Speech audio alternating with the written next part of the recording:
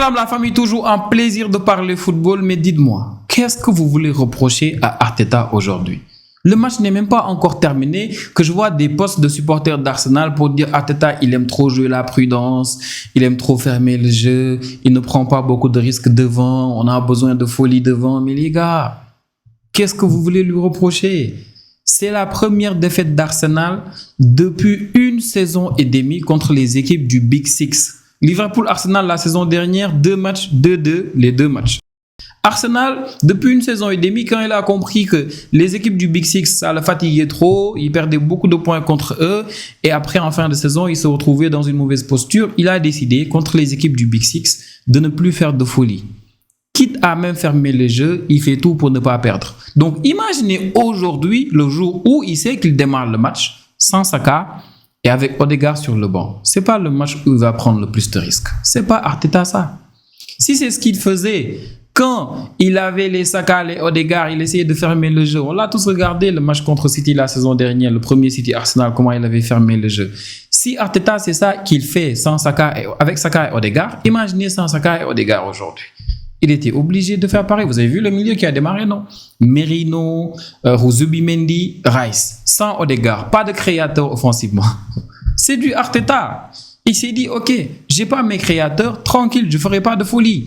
Et malgré cette petite blessure qu'on a vue en début de match, je dis petite parce que j'espère que c'est pas grave, de Saliba, remplacé par Mosquera, vous avez vu, il n'y a pas eu de différence pour moi, ça n'a pas créé une grosse différence défensivement. Et Mosquera, quand il rentre, Arsenal, ils sont restés solides derrière parce que devant, tu avais une très bonne base pour solidifier derrière et tranquille, ils ont fait leur match. Même en première mi-temps, je trouve personnellement qu'Arsenal, ils ont été meilleurs que Liverpool en première période. Liverpool en première période, beaucoup d'erreurs techniques, surtout de Wids. Wids, on le retrouvait des fois dans les contres, il était souvent seul entre les lignes, il arrivait à avoir la balle facilement et tu avais devant lui des appels, mais il fait tout le temps les mauvais choix ou bien il fait de mauvaises passes. Il y avait un coup franc, il le prend, il doit trouver Van Dijk au deuxième poteau, ça sort directement en 6 mètres. Il a fait beaucoup d'erreurs techniques, Wids, en première mi-temps. Et même en deuxième mi-temps, on le retrouvait par moments comme ça, mais c'était pas intéressant en fait, Wiz. Pour l'instant, j'ai envie de dire que Wiz, il ne trouve toujours pas le rythme en fait avec Liverpool. Wiz, ses 2 premiers matchs avec Liverpool, j'ai plus l'impression que Wiz, lui, ce qu'il voulait, c'était tempérer le jeu, alors que j'avais l'impression que ses coéquipiers à Liverpool, eux, ils voulaient qu'il joue très, très rapidement. Aujourd'hui, par contre, c'était autre chose. Les choix, des fois, étaient mauvais. Par moments, ça ne combinait pas bien. En fait, voilà, on a regardé le match et tous ceux qui l'ont regardé, je pense que vous avez dû remarquer que pour l'instant, il n'y a pas eu, il n'y a pas cette alchimie-là entre Wids et une mouche. Il n'y a pas cette alchimie-là entre Wids et ses coéquipiers à Liverpool. Pour l'instant, moi, je ne le vois pas. Maintenant, je peux comprendre les supporters d'Arsenal qui disent que Arteta devrait pouvoir faire plus offensivement. Arsenal devrait pouvoir faire plus offensivement. Parce qu'Arsenal, quand même, sans Saka et avec Odegaard qui est venu en deuxième mi-temps, Arsenal, quand même, démarre avec Martinelli à gauche, Madueke à droite. Et sur le banc, tu as Eze qui est rentré après.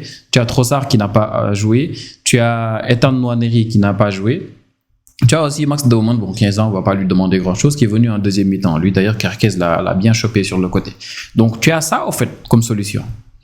Maintenant, quand tu vois Liverpool mettre 2 buts à Bournemouth le premier match, Bournemouth revenir 2 partout et Liverpool qui gagne en fin de match 4-2. Tu vois, ce même Liverpool-là aussi, contre Newcastle, ils gagnent 1-0, Newcastle, ils prennent un rouge, Liverpool, ils mettent un deuxième but, 2-0, même à 10, Newcastle revient à 2-2. Finalement, ils gagnent avec ce but-là de Rio dans les dernières minutes.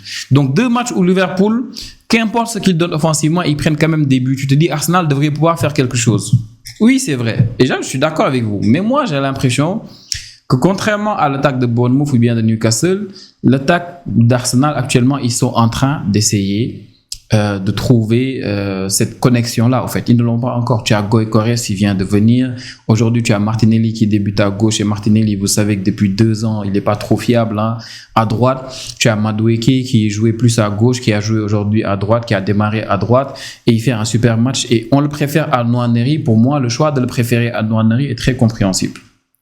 très compréhensible. Et donc, l'attaque d'Arsenal apprend à se connaître et c'est assez différent. Et quand tu as maintenant ces joueurs-là et que tu n'as pas Odegaard derrière pour les servir, tu n'as pas un milieu offensif qui va créer les jeux derrière, que ce soit pour Gyökeres qui a besoin d'aller en profondeur et de tout le temps avoir quelqu'un qui lui fait cette passe-là. Tu as aussi à gauche qui a Martinelli qui, bon, avait même pas un latéral de métier devant lui, c'était Szoboszlai. Et Szoboszlai, bon, quand tu vois d'habitude des Szoboszlai, des Matheus Nunes, quand tu vois des joueurs qui sont pas des latéraux, c'est des milieux qui ont été reconvertis pour dépanner à ces postes-là. Tu aimes avoir des ailiers comme Martinelli qui les fatigue, qui leur montrent vraiment, hey, ici c'est un poste explosif. Si tu n'as rien à faire ici, dégage. Mais Szoboszlai, il n'était pas trop fatigué. Je pense que c'est peut-être même l'homme du match. Grâce à son coup franc, certes, mais grâce à son match aussi. Parce que quand il se fait dribbler, il est solide, il revient derrière. Eze est rentré, l'a fatigué un tout petit peu, mais il a tenu. Il a tenu. Et ça, c'est des regrets à avoir côté Arsenal. Offensivement, il peut faire plus. Mais malheureusement, il manque vraiment de combinaison. Il manque de connexion dans ce jeu offensif-là pour moi d'Arsenal. Maintenant, comme je disais, ils ont été plus intéressants en première période. En deuxième période, Liverpool, ils se sont réveillés un peu. Gakpo, pour moi, était le joueur offensif le plus intéressant. Gakpo, vraiment, rien à dire sur ce match-là. Mais le milieu de Liverpool, à l'image de Weeds, que j'ai cité tout de suite, c'était pas trop ça. McAllister, le match qu'il fait, ça se voit qu'il était vraiment blessé. À la base, il devait pas jouer. Il avait pris un coup dernièrement et ça s'est un peu remarqué, on va dire. Il est même sorti après et je pense que le coup franc là est venu et moi, il faut le dire aussi, ce but là est venu pas dans le jeu, dans une attaque placée où Arsenal ils se sont fait avoir, ou Mosquera qui a remplacé Saliba, il fait un mauvais alignement ou bien quoi que ce soit. Non. C'est venu sur un exploit individuel de Szoboszlai, un coup franc magnifique, la faute de Zubimendi sur Curtis Jones, et ce coup franc là, je sais même plus, c'est 40 mètres ou quelque chose comme ça, bien exécuté. Raya pouvait rien faire, il était mort. Szoboszlai, vraiment, il mérite d'être homme du match, au-delà même de la difficulté qu'il a eu, parce que oui, avec la venue de Weeds qui est venu pour assumer ce rôle de 10 là, on s'est demandé, mais Szoboszlai, qu'est-ce qu'il va faire? Mieux vaut qu'il parte. Et on a vu en pré-saison qu'il a joué par moments latéral et c'était assez intéressant. Et comme je disais, des fois, ça t'empêchait de faire trop de changements parce que si tu veux mettre un autre latéral ou bien un vrai latéral de métier pour fermer le match en deuxième période, tu peux mettre Szoboszlai à l'intérieur, même si aujourd'hui, je pense qu'il a terminé le match comme latéral droit. Et pour moi, ça, c'est intéressant parce que Ruiz lui chope sa place. Ok, et il se gère derrière. Et il fait un match incroyable. Et heureusement, ce coup franc qu'il met là, il est chanceux. Heureusement qu'il n'est pas dans une équipe où il y a Mbappé, sinon il n'aurait pas tiré les coups francs. Mais vraiment, match très intéressant de Szoboszlai. Et Arsenal, pour moi, il ne faut pas être trop dur avec Arteta. C'est le début de saison, c'est les 3 premiers matchs. Le gars, tout ce qui l'intéresse, c'est les 3 points. Et aller à Anfield, avoir le petit point là, sans Saka avec Odegaard qui débute sur le banc, Saliba qui se blesse dès les premières minutes, quand même. Avoir ce petit point-là, ça allait être très précieux. Le plus important, c'était ça. C'est Liverpool qui a peut-être la chance du champion, on va dire, ou bien qui arrive à se gérer, parce que Liverpool, depuis quoi 2 saisons presque, tout le temps, tu as ces buts-là en fin de match qu'ils arrivent à avoir pour se sortir de quelques situations. Et oui, ça, c'est des signes d'une équipe qui sera peut-être championne. Je disais la dernière fois que pour moi, cette saison-là, Arsenal, c'est l'équipe qui est la plus en forme. Et quand on voit aujourd'hui Liverpool, c'est toujours l'équipe à battre. Je le disais encore contre Newcastle, Liverpool, c'est toujours l'équipe à battre. Arsenal paraît être l'équipe la plus en forme. Et avec les recrutements qu'ils ont eus, pour moi, il y a quelque chose à faire. Maintenant, offensivement, il va falloir trouver la formule. Parce que sans Saka, aujourd'hui, Madueke avec Kerkez, le duel-là était très intéressant. C'est comme le duel qu'on a vu Calafiori et Salah, c'était très intéressant. Et Calafiori, je veux faire une petite pause sur lui. Je ne sais pas ce que vous pensez de son match. J'ai trouvé qu'il a fait un match hyper solide. C'est l'un des rares matchs où défensivement, j'ai trouvé Calafiori très bon. Maintenant, bon, c'était Salah. Et Salah, je vous l'ai dit, pour moi, à chaque fois qu'il est isolé maintenant, seul en tant qu'ailier, ça devient compliqué pour lui. Pour moi, avec l'âge, Salah, il a besoin de quelqu'un avec qui bien combiner tout le temps sur le couloir là. Parce que bon, à Szoboszlai, on ne va pas lui demander grand-chose. C'est pas un latéral de métier. Mais pour moi, Salah, isolé comme ça sur le côté, c'est compliqué. À chaque fois qu'il fait ses prises de balles dans l'entrée de la surface, là, il est beaucoup plus intéressant. Et c'est les fois où il a beaucoup fatigué Calafiori, même si Calafiori, en fin de compte, il se débrouille défensivement pour se sortir de ces situations-là. Voilà, c'est une journée où il fallait vraiment gagner ce match-là pour Liverpool. Tu as City qui se fait surprendre par Brighton. Et tu avais ce derby-là avec Arsenal. Pour moi, il fallait vraiment assurer ces 3 points-là avant la trêve, y aller, rassurer et revenir essayer de faire plus et donner plus. On a vu les blessures de Konaté en fin de match qui est remplacé par Joe Gomez. Et Joe Gomez, apparemment, puisque Liverpool, ils veulent Guéhi de Crystal Palace, ils voulaient vraiment qu'ils mettent Joe Gomez dans le deal. Et Liverpool, apparemment, aurait refusé. En tout cas, des supporters de Liverpool qui ne sont pas d'accord.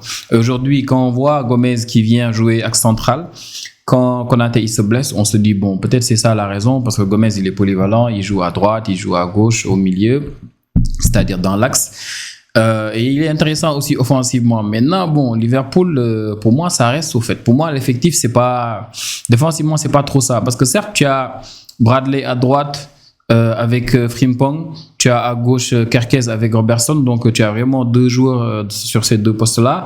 Et dans l'axe, tu as Konaté, tu as Van Dijk et tu as juste Joe Gomez, au fait. Donc, aujourd'hui, tu as vraiment besoin de plus, au fait. Surtout peut-être côté latéral. Parce que en janvier, en décembre, Salah, il va aller à la CAN. Si Salah va à la CAN, peut-être Frimpong, il va monter, il va jouer Eli. De toute façon, il joue déjà Eli.